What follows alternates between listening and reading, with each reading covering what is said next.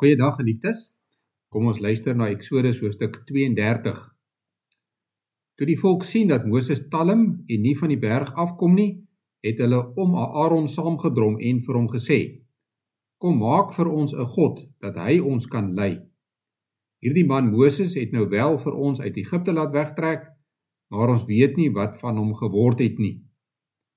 Aaron het hulle geantwoord, haal die goue oorringe van julle vrouens, julle seuns en julle dogters se ore af en bring dit vir my. Die hele volk het toe die goue ringe van hulle ore afgehaal en dit vir Aaron gebring. Hy het dit van hulle ontvang, dit verwerk en daarvan 'n beeld in die vorm van 'n bulkalf gemaak. Toe sê die volk, hier is jou God wat jou uit Egipte bevry het, Israel.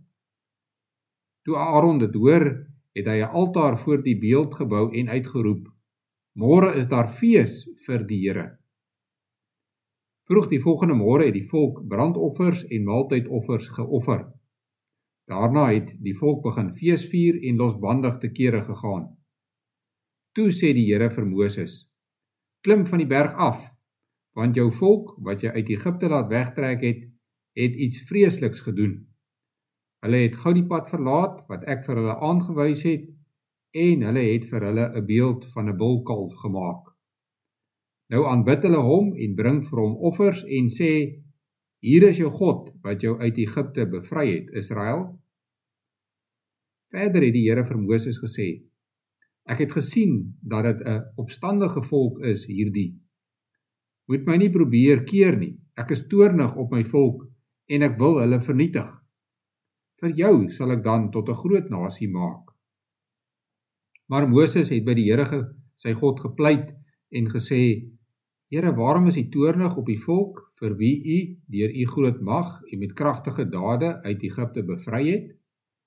Waarom moet die Egiptenaars kan sê, hy het die Israeliete bevry met die bose plan om hulle tussen die berge dood te maak en hulle heeltemal te vernietig? Laat u toorn bedaar en wees u volk genadig. Moet tog nie die ramp oor hulle laat kom nie. Dink aan wat u met 'n eed beloof het aan u dienaars, aan Abraham, Isak en Israel, toe u vir hulle gesê het, ek sal julle nageslag so baie maak soos die sterre aan die hemel. Die hele landstreek wat ek beloof het, sal ek vir julle nageslag gee om vir altyd in besit te neem. Toe het die Here daarvan afgesien om die ramp waarvan hy gepraat het, oor sy volk te bring. Daarna het Moses omgedraai en van die berg afgegaan met die 2 plat klippe waarop die getuienis was in sy hand. Aan weerskante was daar op hulle geskryf en dit was die werk van God. Dit was 'n inskripsie waardeur God op die klippe gegraveer is. Toe Josua die volk hoor lawaai, sê hy vir Moses, daar is oorlog in die kamp. Maar Moses het gesê, dit klink nie na oorwinning nie, dit klink nie na neerlaag nie, wat ek hoor klink na feesviering. Toe Moses naby die kamp kom en die kalf en die dansery sien, het hy woedend geword en die 2 plat klippe in sy hand flenters gegooi teen die voet van die berg. Daarna vat hy die kalf wat hulle gemaak het, gooi dit in die vuur, maal dit fyn so stof en strooi dit op die water. Toe laat hy die Israeliete die water drink. Moses het vir Aaron gesê, wat het hierdie volk jou aangedoen, dat jy hulle hierdie groot sonde laat doen het? Maar Aaron antwoord, u moet nie kwaad wees nie. U weet self hoe sleg die volk is.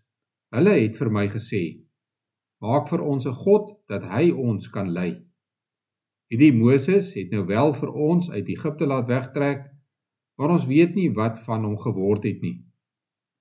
Toe sê ek vir hulle, die wat goud aan hulle het, moet dit afhaal en vir my gee. Ek het dit in die vuur gegooi en hierdie bulkalf het daaruit gekom. Toe Moses hoor dat dit die volk is wat op loop gesit het en dat dit Aaron is wat hulle op loop laat sit het, sodat hulle 'n spot by hulle vyande geword het hy by die ingang van die kamp gaan staan en gesê, wie vir die Here is, kom hier na my toe. Al die leviete het om hom bymekaar gekom. Moses sê toe vir hulle, so sê die Here, die God van Israel, elkeen moet sy swaard vat, kruis en dwars deur die kamp gaan en doodmaak, ongeag of dit familie, vriende of bure is. Die Lewiete het gedoen wat Moses gesê het, en daardie dag is sowat 3000 om die lewe gebring. Toe het Moses vir die Lewiete gesê, vandag is julle gewy vir diens aan die Here, want julle het selfs teen seuns en broers opgetree. Om hierdie rede gee die Here vandag aan julle hierdie besondere voorreg.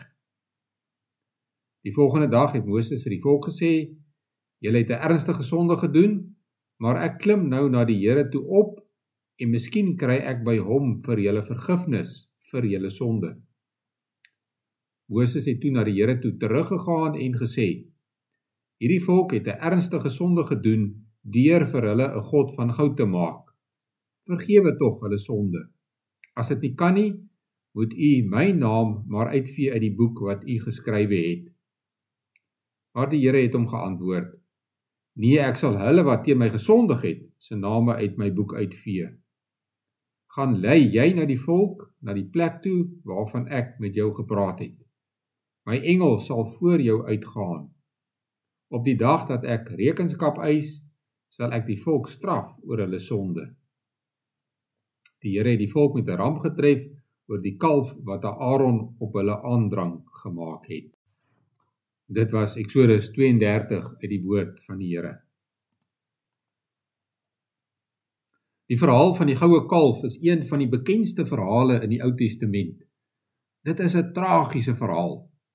Nie baie lank voor dit nie, het die Israeliete soos een man gesê, ons sal alles doen wat die Here beveel het. Dis in Eksodus 24 vers 3. Maar nou dans hulle soos heidene rondom 'n goue beeld. Hulle bring offers vir die dooie kunswerk en oortuig hulle self daarvan dat dit die God is wat hulle uit Egipte bevry het. Dit is skokkend. Dit is geen wonder dat die Here dreig om die volk te vernietig nie. Dit is ook geen wonder dat Moses die klippe met die wet op stikkend gooi en die kalf fyn maal en dit vir die Israeliete saam met hulle water gee nie. En tog moet ons nie te vinnig vinger wys na die hardkoppige Israeliete nie, want dit is eintlik maar 'n tipiese beeld van hoe sonde ons lewens beheer. Ons het gereeld goeie voornemens om beter te lewe, om minder kwaad te word, om gesonder te lewe, om minder te drink of om meer kerk toe te gaan.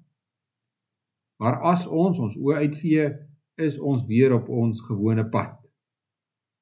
Mense bid dat dit met hulle sal goed gaan, hulle bid vir bevordering of sukses, maar as hulle dit behaal, gaan vier hulle dit deur partytjie te hou en te drink. Ons is dus niks beter as die Israeliete nie, en ons moet dit ook besef. Ons moet veral raak sien dat ons 'n middelaar nodig het. In hierdie hoofstuk lees ons hoe Moses vir Israel intree by die Here. Hy smeek God om hulle nie te vernietig nie. Hy vra selfs dat God hom in hulle plek straf. Die Here het nie vir Moses in hulle plek gestraf nie, want Moses kan nie die straf op hulle sonde dra nie. Maar die Here het ook nie sy volk vernietig nie. God het 'n belofte gemaak. Hy het met die volk 'n verbond gesluit waarin hy gesê het dat hy hulle God sal wees. Die Here sal nooit die verbond verbreek nie. Daarom stuur hy sy seun, Jesus Christus, om vir die Israeliete en vir ons die middelaar te wees.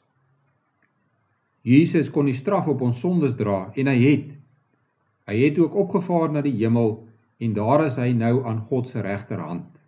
By God pleit hy vir ons, omdat hy vir ons sondes betaal het en dat hy ons red tot die eer van sy naam. Dit is groot genade en daarom moet ons steeds veg teen ons sondige natuur.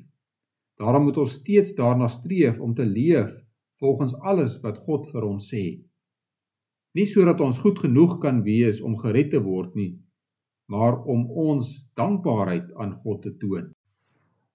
Ons moet ons sondes bely en vra dat God ons sal vergewe. En dan moet ons nie net vir onsself bid nie, maar ook vir ons medemens. Moses maak dit baie duidelik hoekom hy vir die Israeliete se lewe pleit. Dit gaan oor God se eer. Dit is wat ons ook altyd in gedagte moet hou wanneer ons bid, wanneer ons besluite maak en in ons daaglikse lewe. Hierdie lewe gaan nie oor ons nie. Dit gaan nie oor wat ons verdien of oor wat ons graag wil hê nie. Dit gaan oor ons God en Vader. Hy wat ons gemaak het, hy wat ons gered het en hy wat aan ons 'n nuwe lewe gee. Dit gaan oor die almagtige God wat hom daagliks met ons bemoei en ons red sodat ons hom kan loof en prys. En daarom moet ons ook bid dat God ander mense tot bekering sal bring, dat hy hulle sal red, sodat ook hulle hom kan loof en prys. Kom ons bid saam. Onse Vader wat in die hemel is, laat u naam geheilig word, laat u koninkryk kom. Laat u wil geskied, net soos in die hemel, net so ook op die aarde. Gee ons vandag ons daaglikse brood en vergewe ons oortredinge, soos ons ook die vergewe wat teen ons oortree. En laat ons nie in versoeking kom nie, maar verlos ons van die bose, want aan u behoort die koninkryk en die krag en die heerlikheid tot in ewigheid. Amen.